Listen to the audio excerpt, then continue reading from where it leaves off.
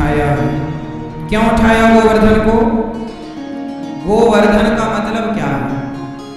ये गिरिराज जी की कथा कहां से आई, कौन है ये, आओ जानते हैं।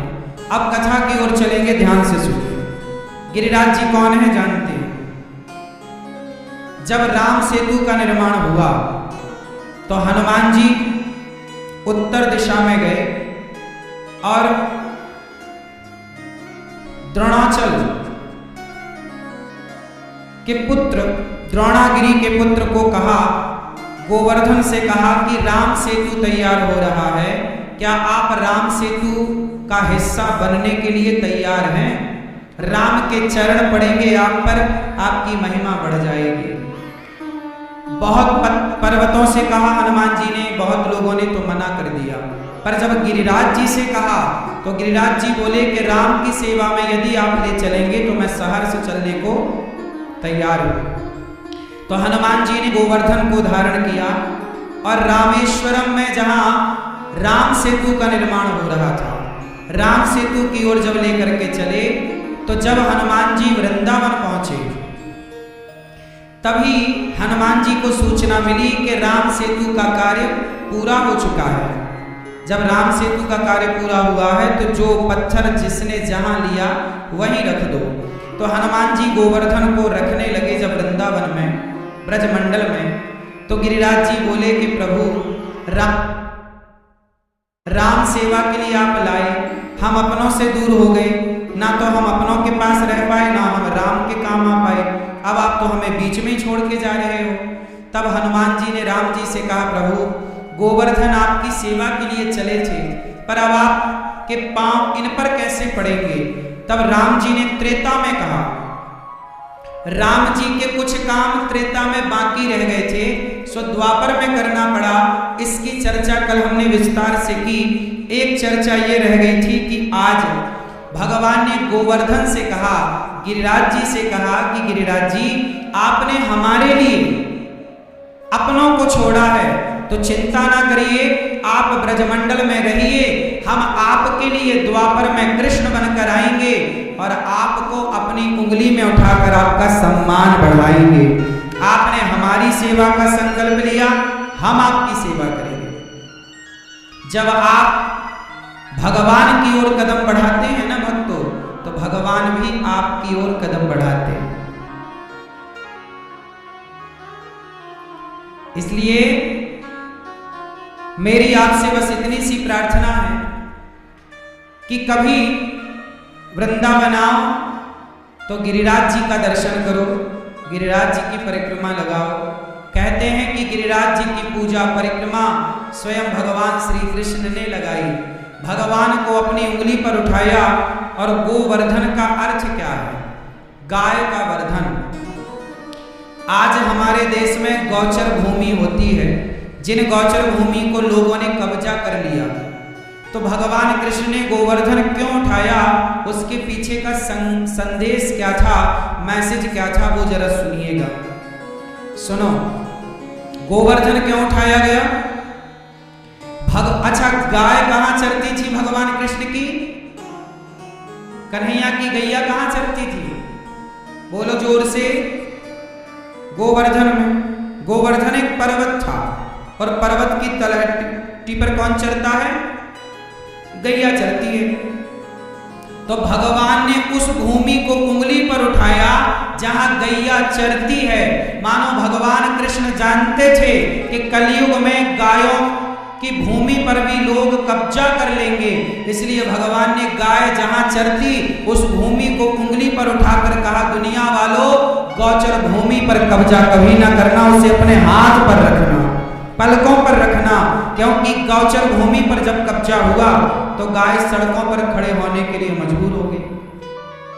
ट्रक वाला धक्का देने लग गया, पॉलिथीन खाने लगी गाय, और आज गौ हत्या हमारे देश में बहुत धड़ल्ले से हो रही है।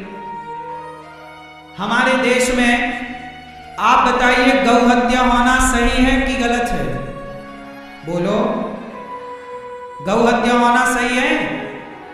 कितने लोग गौ हत्या को गलत मानते हैं? गलत है? अच्छा ये बताओ, आप लोगों ने गौ हत्या रोकने के लिए कोई प्रयास किया?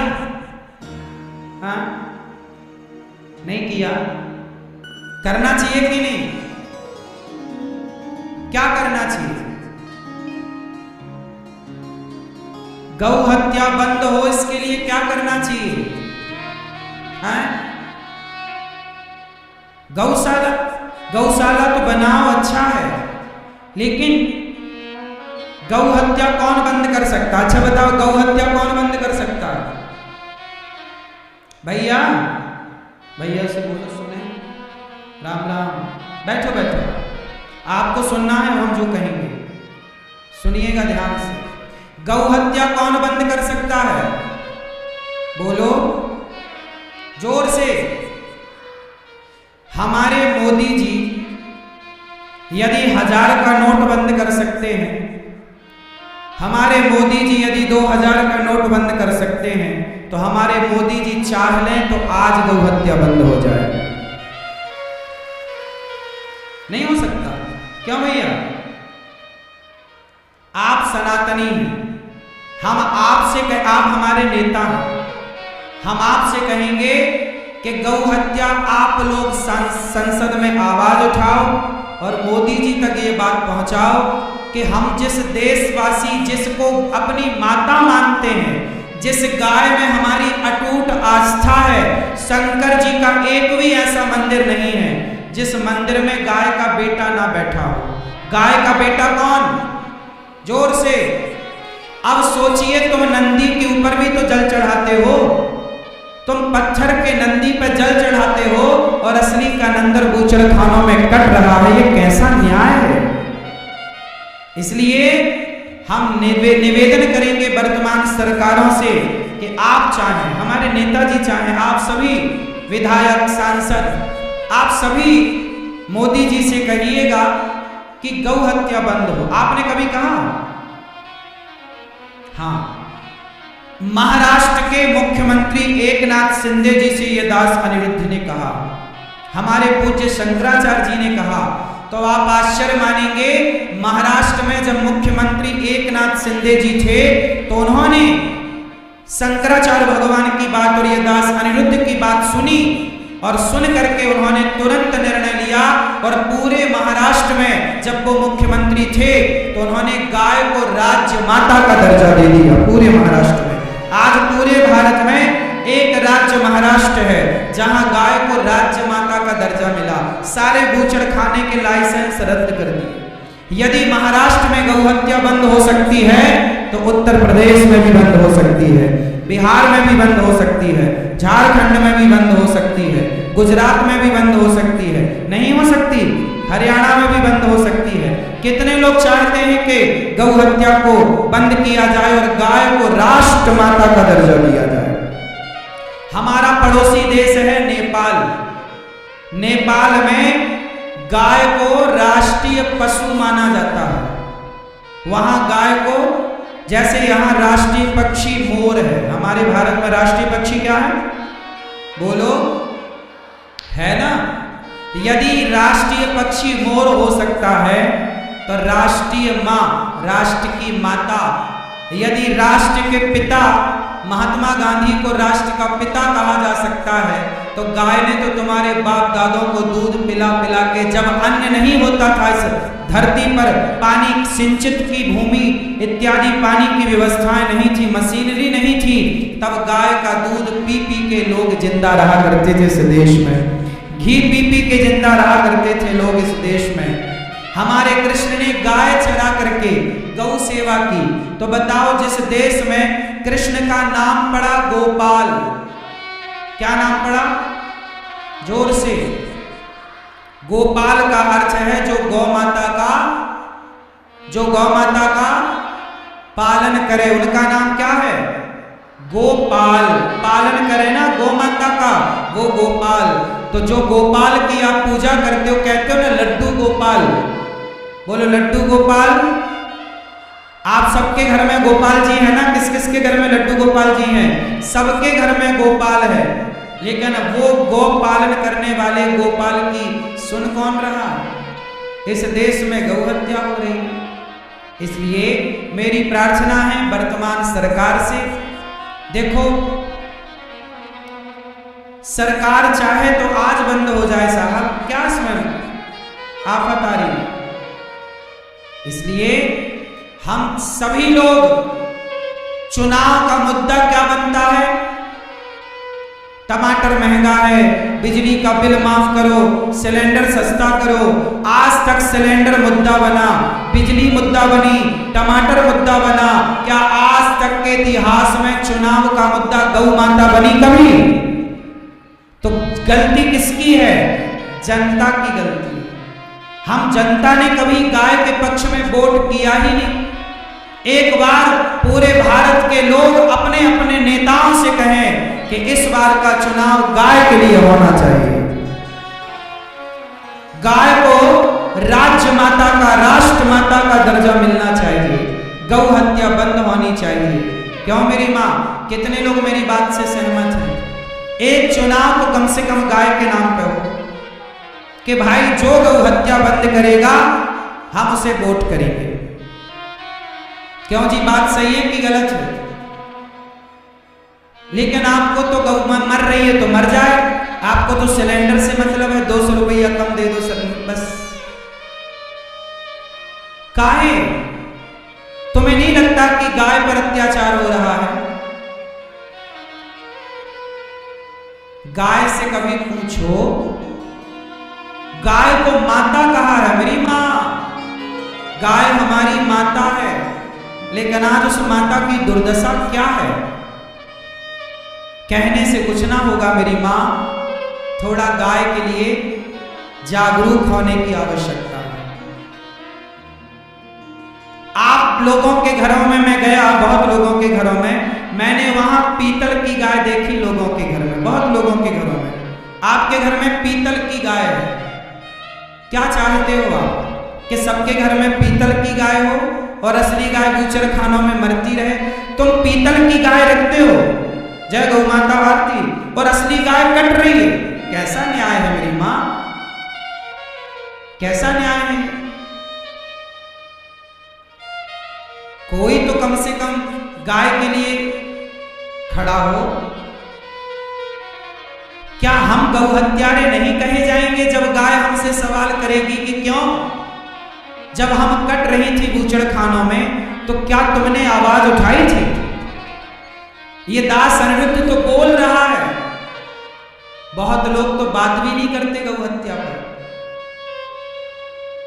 हम नहीं बंद कर सकते। हम गौरी गोपाल गौशाला में 400 गाय हैं और 100 से ज्यादा नंदी हैं।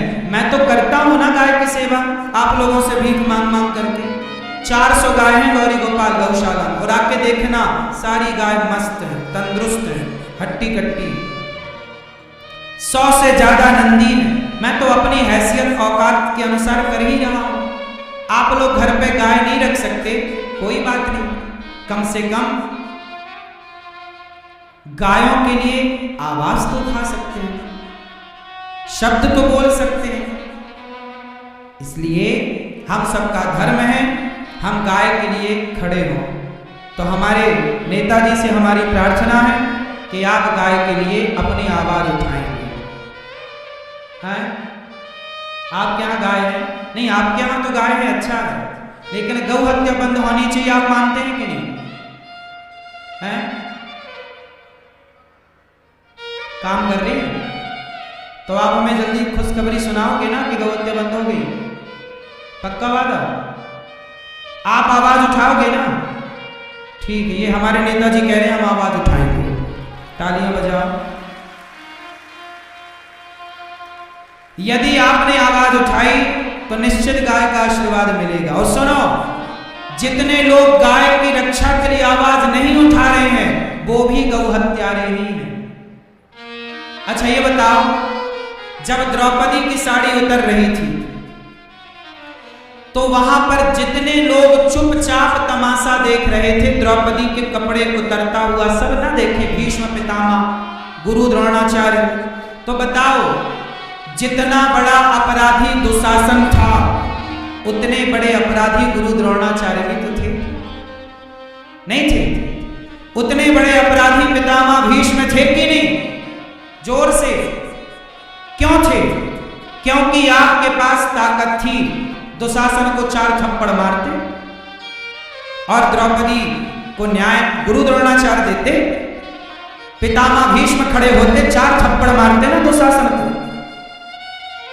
यदि आप चुपचाप तमाशा देख रहे हैं तो आप भी उस पाप के जिम्मेदार हैं।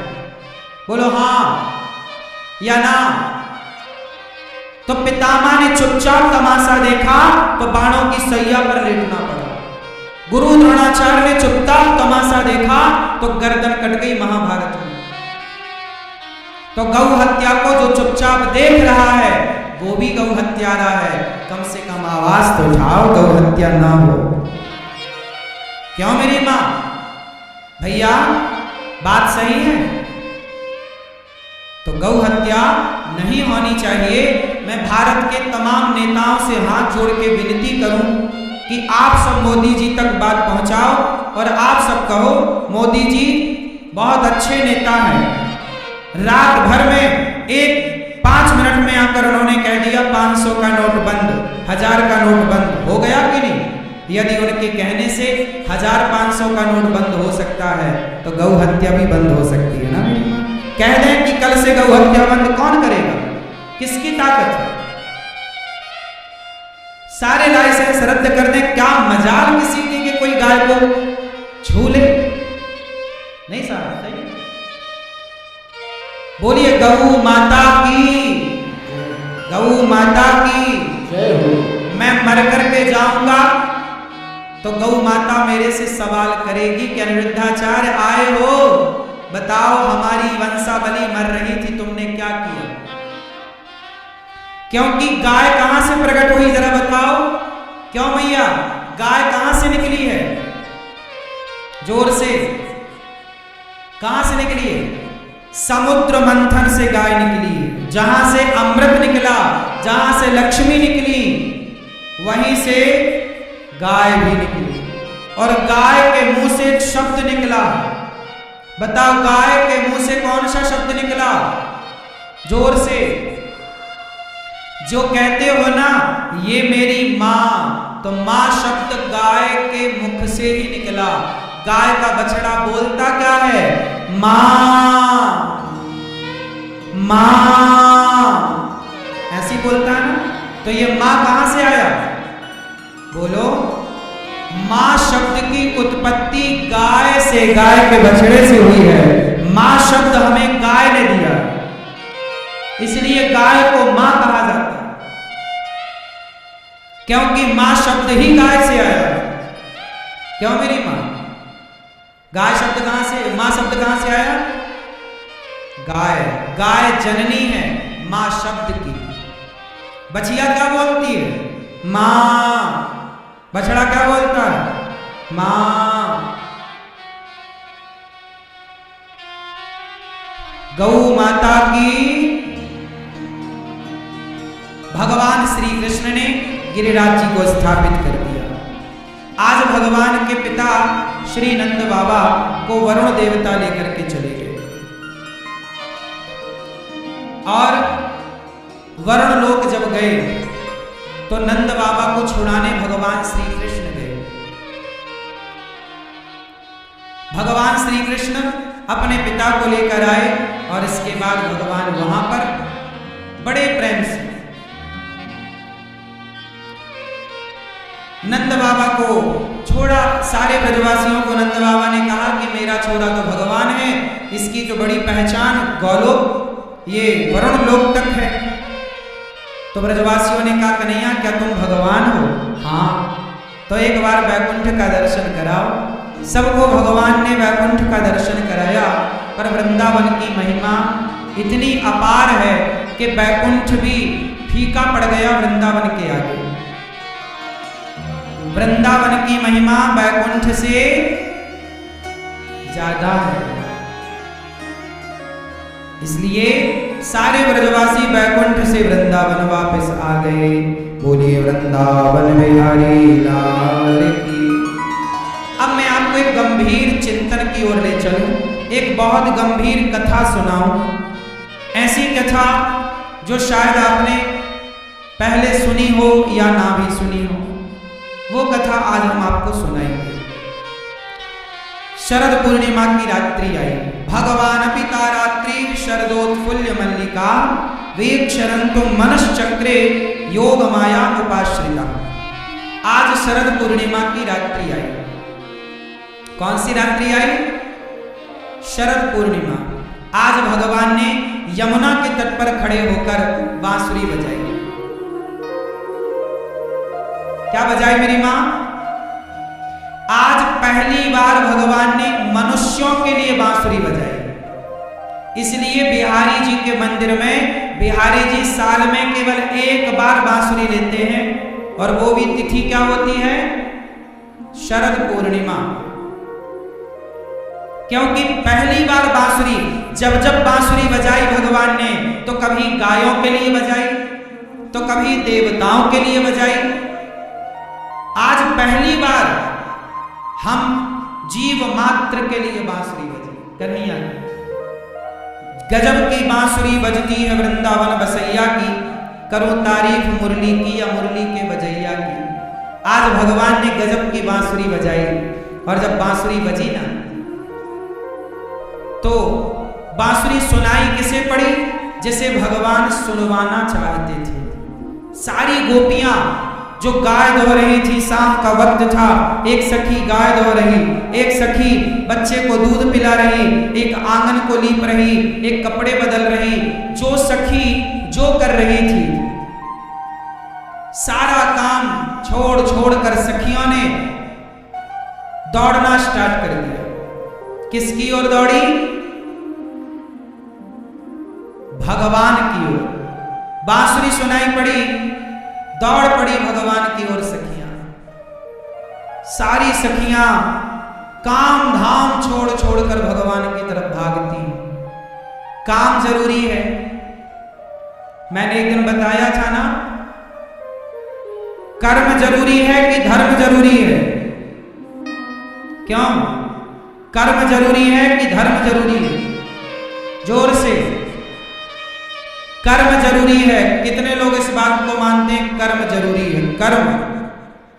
कर्म बड़ा है, कर्म जरूरी। कितने लोग मानते हैं कर्म जरूरी है? और कितने लोग मानते हैं कि धर्म जरूरी है? इस विषय को हमने एक दिन समझाया था, दूसरे या तीसरे दिन की कथा। लेकिन जो आज हाथ उठा रहे हैं ना, ये लोग शायद उस दिन आए नहीं थे।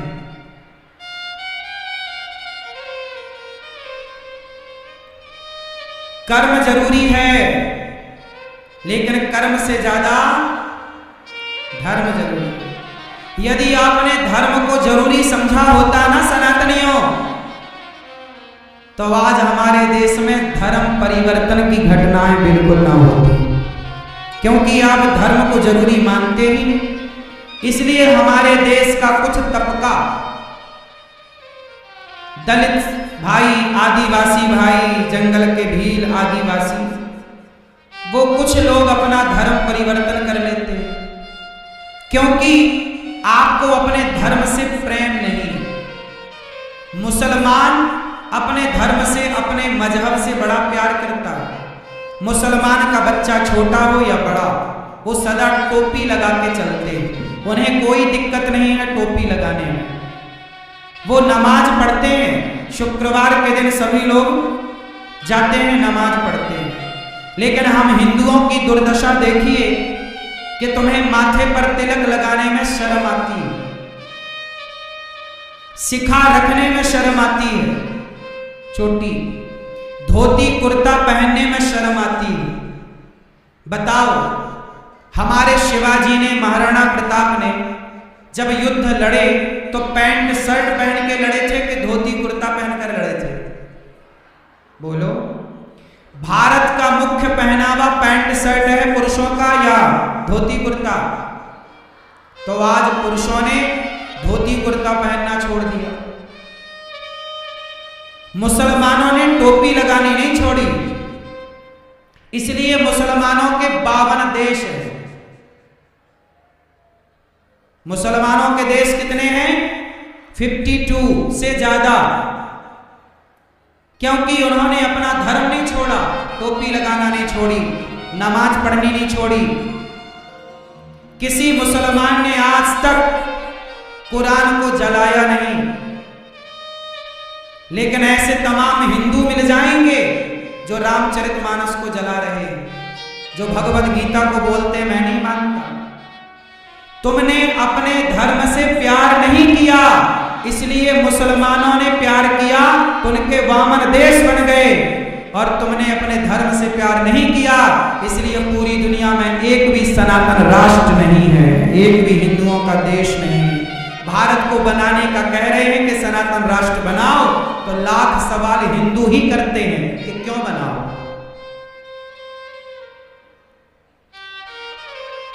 गद्दार यहां मुसलमान नहीं था साहब, गद्दार यहां हिंदू ही था। मोहम्मद गौरी का साथ किसी मुसलमान ने नहीं दिया, पृथ्वीराज के ससुर ने दिया था, जिनका नाम जयचंद्र। इसलिए मेरी प्रार्थना है कि अपने धर्म को, कितने लोग चाहते हैं कि भारत सनातन राष्ट्र बने, कितने लोग चाहते हैं? यदि 52 देश मुस्लिम राष्ट्र हो सकते हैं, 30 से ज्यादा देश क्रिश्चियन राष्ट्र हो सकते हैं, तो एक लौता भारत हिंदू राष्ट्र, सनातन राष्ट्र काहे नहीं हो सकता भाई? और सनातन का मतलब है, मैं सनातन का मतलब भी अभी समझाऊंगा। सनातन का मतलब है केवल हिंदू ही नहीं, सनातन मतलब हिंदू नहीं, सनातन मतलब जैन, सनातन मतलब हिंदू, सनातन मतलब जैन, सनातन मतलब सिख, और सनातन मतलब बौद्ध। मैं एक सवाल पूछूं आप लोगों से, अभी बांग्लादेश में से हिंदुओं के मंदिर जलाए जा रहे हैं, बांग्लादेश से सनातनियों को, हिंदुओं को खदेड़ा जा रहा है, तो मुझे बताओ कि जब हिंदुओं पर अत्याचार हुआ बांग्लादेश में, तो क्या बांग्लादेश के जैन सुरक्षित रहेंगे? उत्तर दो। क्या बांग्लादेश के सिख सुरक्षित रहेगा? क्या बांग्लादेश का बौद्ध सुरक्षित रहेगा? हिंदू पर संकट आएगा तो जैन पर भी संकट आएगा, हिंदू पर संकट आएगा तो सिख पर भी संकट आएगा, हिंदू पर संकट आएगा तो बौद्धों पर भी संकट आएगा। हिंदू सुरक्षित है तो जैन, सिख और बौद्ध सुरक्षित है, क्योंकि ये हम चारों भाई भाई की तरह रहना चाहते हैं।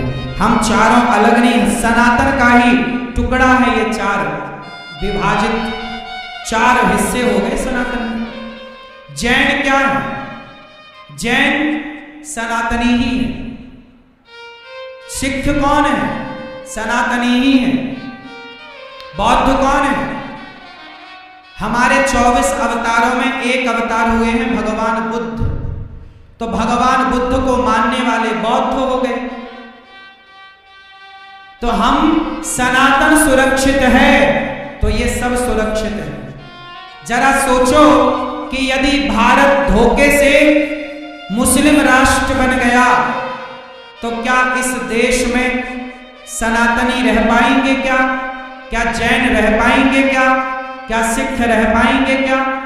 इसलिए जब मैं सनातन की बात करूं तो केवल हिंदू नहीं, उसमें जैन, सिख और बौद्ध सब लोग आ गए। ये सबको मिलाकर सनातन राष्ट्र होता है। ये सनातन राष्ट्र, सनातन राष्ट्र की जरूरत है। दुनिया ने बना लिए अपने अपने देश, इसलिए बेटा धर्म बड़ा है। मुसलमान किसके लिए लड़ता है? अपने धर्म के लिए लड़ जाता है। मुसलमान कट्टर है अपने धर्म के लिए। मुसलमान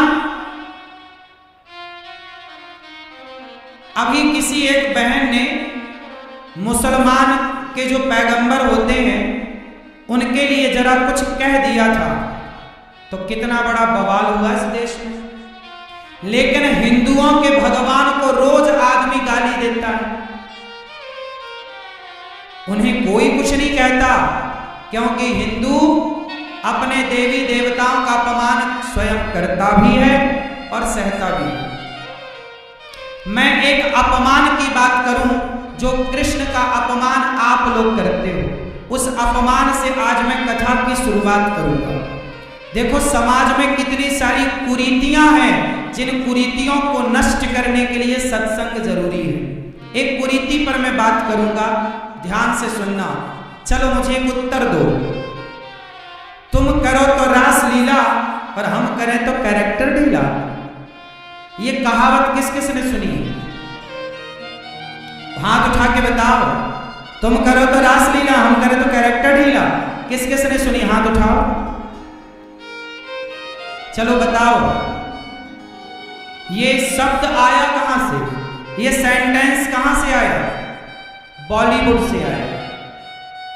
अब ये बॉलीवुड ने कितने चतुराई से आपको एक सेंटेंस दे दिया।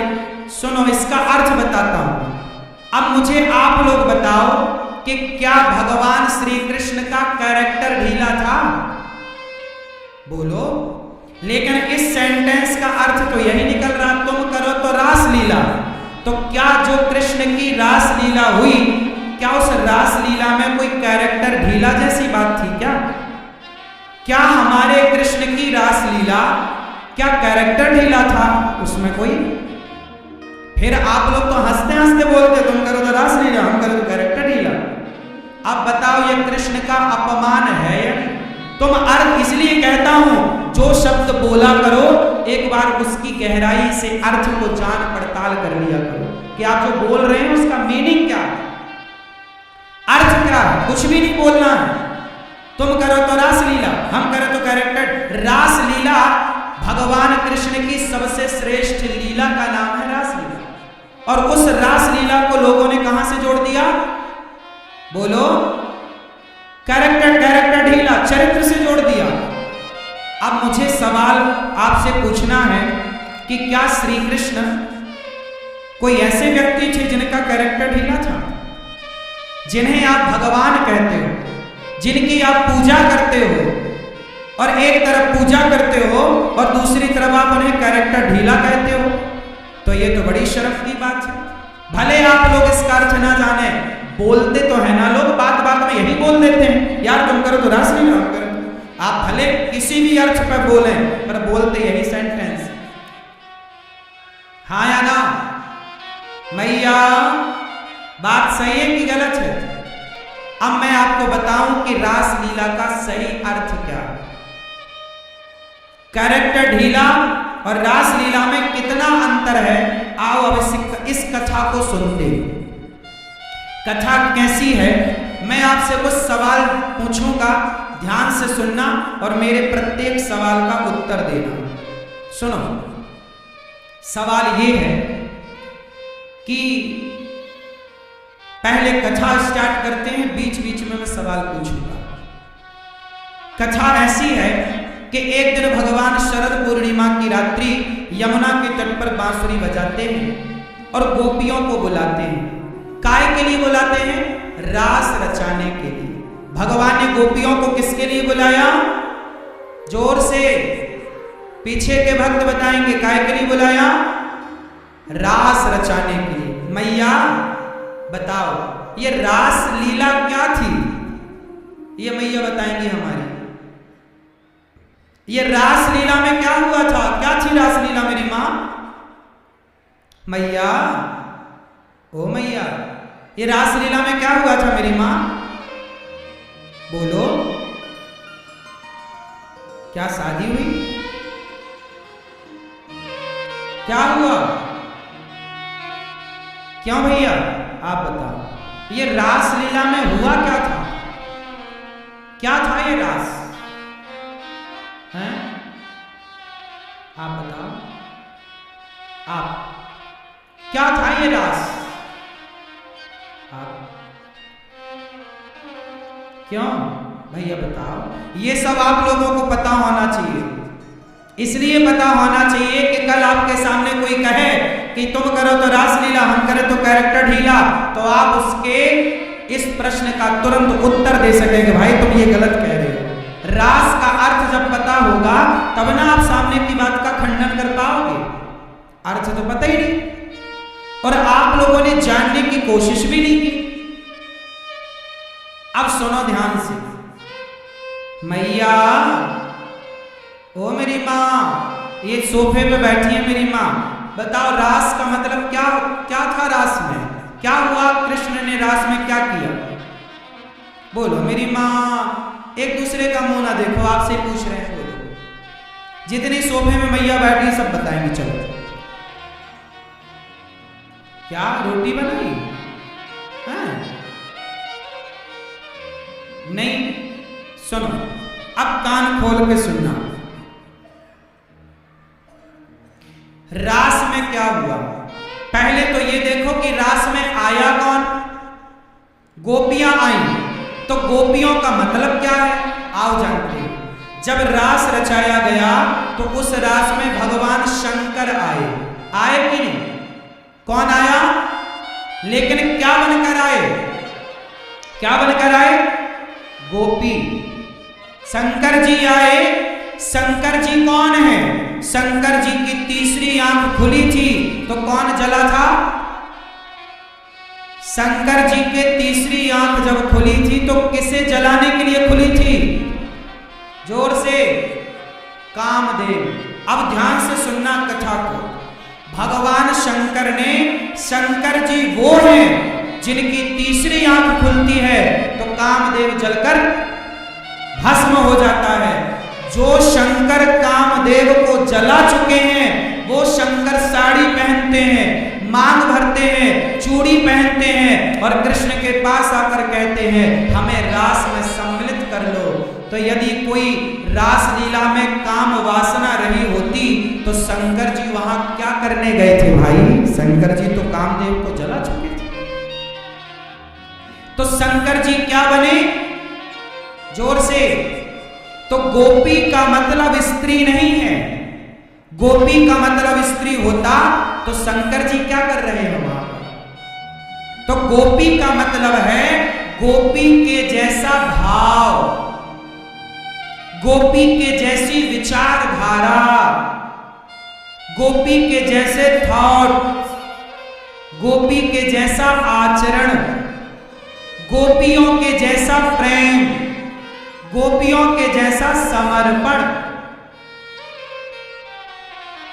स्त्री पुरुष से मतलब नहीं है। गोपी कौन है? जिसके अंदर कोई, गोपियों के अंदर कोई कामना नहीं, केवल कृष्ण को पाना है। जो स्त्री, जो पुरुष संसार की कोई वस्तु ना चाहकर केवल कृष्ण को चाहता है वो पुरुष या स्त्री गोपी बन जाती है। यही गोपी भाव है, जहां कृष्ण के सिवा कोई कामना ना, कृष्ण के सिवा दूसरी कोई। गोपी मीरा क्या कहती है कि मेरे तो गिरधर गोपाल दूसरो ना, दूसरो ना। जब दूसरा कोई नहीं तब आप गोपियों की श्रेणी में आती हैं या आते हैं। उस रास में सिर्फ शंकर जी नहीं आए, हनुमान जी भी आए, गोपी बनकर आए। प्रहलाद भी आए, गोपी बनकर आए।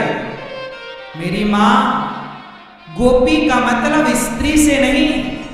गौ मतलब इंद्रियां, पी मतलब पीना। जिन्होंने अपनी वासनाओं को समाप्त कर दिया हो उनका नाम गोपी है। और भगवान ने गोपियों के संग रास रचाए। क्यों?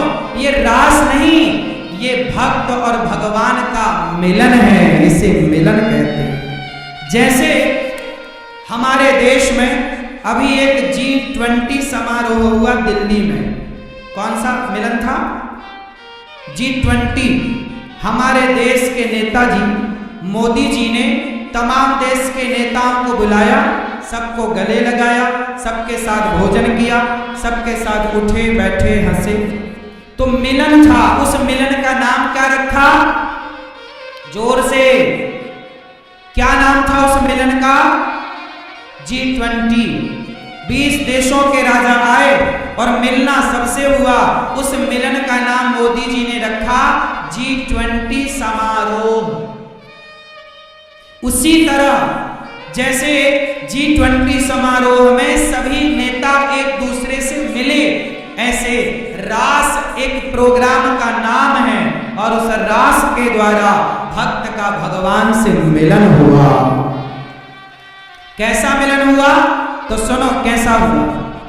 अच्छा ये बताओ, माँ और बेटे का जब मिलन होता है तो माँ और बेटा 10 साल बाद मिले। माना कि किसी का बेटा परदेश चला गया और 10 साल बाद लौटा और बेटे की उम्र थी 40 साल। 40 साल का बेटा है और माँ बिल्कुल बुढ़िया हो गई, बूढ़ी अम्मा हो गई, लेकिन उस माँ के अंदर अपने बेटे से मिलने की चाह है या नहीं? तो माँ क्या करेगी? जब बेटा 10 साल बाद मिलेगा तो माँ क्या करेगी उस बेटे के साथ? जरा बताओ, बोलो भैया। तुम 40 साल के हो माना की, और तुम्हारी माँ तुम्हें मिलेगी वर्षों बाद, तो क्या करेगी? क्या करेगी? गले लगाएगी, और सिर्फ गले ना लगाएगी, तुम्हारे माथे को चूमेगी। तुम भले 40 साल के हो गए, भले तुम्हारे बाल पक गए, लेकिन तुम्हारी माँ तुम्हारे गालों को चूमेगी। अब मुझे उत्तर दो कि माँ और बेटा गले लगे हैं और माँ बेटे के गालों को चूम रही है, माँ बेटे के माथे को चूम रही है, तो क्या माँ के गले लगने में और गालों को माथे को चूमने में कोई दोष है? बोलो जोर से। जब माँ बेटे के मिलन में, गले मिलन में, चूमने में कोई दोष नहीं है, तो भक्त और भगवान के मिलन में तुम दोष क्यों देखते हो भाई? वो तो जीवात्मा परमात्मा का मिलन। क्यों भैया? एक बात बताओ, सिंपल भाषा, मेरी सरल भाषा समझ रहे हो ना आप लोग? और सरल सुनो। आपके अंदर कोई वासना है, मैं लड़की और लड़का दोनों को कहूं, आपके अंदर वासना है, आपका शरीर वासना से जल रहा है, तीव्र वासना है आपके अंदर, लेकिन आपकी वासना है और तभी आपकी माता आ जाए, माँ आपकी, तो क्या माँ को देखकर वासना और बढ़ेगी कि खत्म हो जाएगी? उत्तर दो, 0 हो जाएगी। अच्छा, एक लड़की के अंदर वासना और तभी उसका पिता आ जाए, तो पिता को देखकर वासना बढ़ेगी कि खत्म हो जाएगी? जोर से। अरे भाई, जब सामान्य माता पिता को देखकर बच्चों के अंदर कोई वासना जागती भी है तो माँ बाप को देखकर समाप्त हो जाती है, तो जब भगवान के आगे कोई जीव जाएगा तो वो वासना होगी भी तो खत्म ना हो जाएगी भगवान को देखकर, क्योंकि वो तो त्वमेव माता च पिता, भगवान तो सबके माँ बाप है। तो भगवान को देखकर क्या किसी के अंदर वासना रह सकती है? उत्तर दो ना, कॉमन सेंस। सामान्य सी तो बातें हैं, मैंने बहुत कठिन बातें तो नहीं कही आपसे। वासनाएं वहां नहीं होती जहां माता पिता होते हैं। क्यों? और जब भगवान सामने होंगे तो क्या वासना होगी फिर? तो गोपियों के अंदर कोई वासना थी ही नहीं। अब गोपियां कौन हैं वो भी मैं आपको सुनाऊं। हुआ क्या कि जब राम जी 14 वर्ष के लिए वनवास गए, सुनो, मैया सुन रही हो न मां, या पंचायत कर रहे हो,